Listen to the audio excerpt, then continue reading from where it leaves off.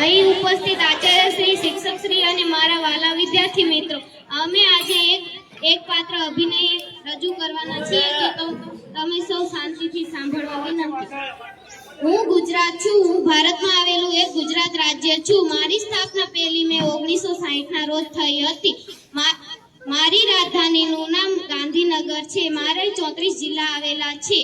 મારી વડી અદાલત અમદાવાદમાં આવેલી છે. મારું પ્રસિદ્ધ મંદિર તરીકે સોમનાથ મંદિર માનવામાં આવે છે. મારું પ્રિય અને લોકપ્રિય ભોજન તરીકે ઢોકળા છે. મારું મુખ્ય પર્વત તરીકે ગિરનાર પર્વત છે. મારી મોટી નદી નર્મદા નદી છે. મારું મોટું શહેર અમદાવાદ છે. હું છત્તીસગઢ રાજ્ય છું. મારી સ્થાપના 1 નવેમ્બર 2000 માં થઈ હતી. મારી રાજધાની રાયપુર છે. મારા 33 જિલ્લા છે. મારી વડી અદાલત બિલાસપુરમાં આવેલી છે.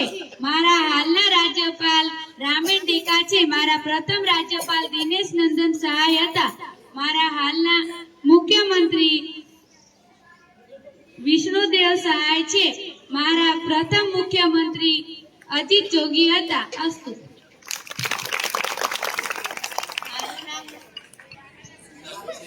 મારું નામ ગુજરાત છે. મારા રાજ્યની વિધાનસભાની સીટો 182 છે. મારા રાજ્યની સીટો 11 છે. મારા લોકસભાની સીટો 26 છે. મારા રાજ્યનું પક્ષી સુરખાબ છે. જય ગરવી ગુજરાત છે. મારા છત્તીસગઢ છે. મારા રાજ્યની વિધાનસભામાં કુલ 90 સીટ છે. મારા રાજ્યની રાજ્યસભામાં કુલ 5 સીટ છે. મારા રાજ્યની લોકસભામાં કુલ 11 સીટ છે. મારા રાજ્યનું પ્રસિદ્ધ લોકનૃત્ય છે સુવા નૃત્ય, કર્મા નૃત્ય, શૈલા નૃત્ય અને ચંદેલી નૃત્ય છે. મારા રાજ્યનું રાજ્ય પક્ષી પહાડી મેના છે. મારા રાજ્યનું રાજ્ય પ્રાણી જંગલી ભેંસ છે. મારા રાજ્યનું રાજ્ય ગાન અરિયા પેરી કે ધાર છે. અસ્તુ. જય હિન્દ, જય ભારત. છે.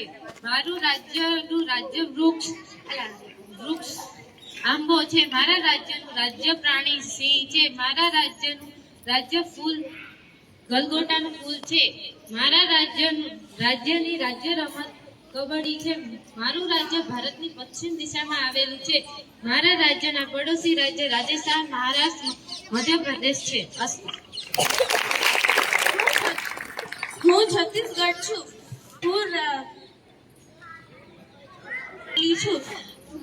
હું મધ્યપ્રદેશમાંથી છૂટી પડેલું છું. મારા પાડોશી રાજ્ય મધ્યપ્રદેશ, ઉત્તર પ્રદેશ, ઝારખંડ, ઓડિશા અને તેલંગાણા છે. મારું રાજ્ય વૃક્ષ સાલ છે. મારું રાજ્ય ફૂલ ગલગોટો છે. મારું રાજ્ય રમત ગિલ્લી દંડો છે. અસ્તુ.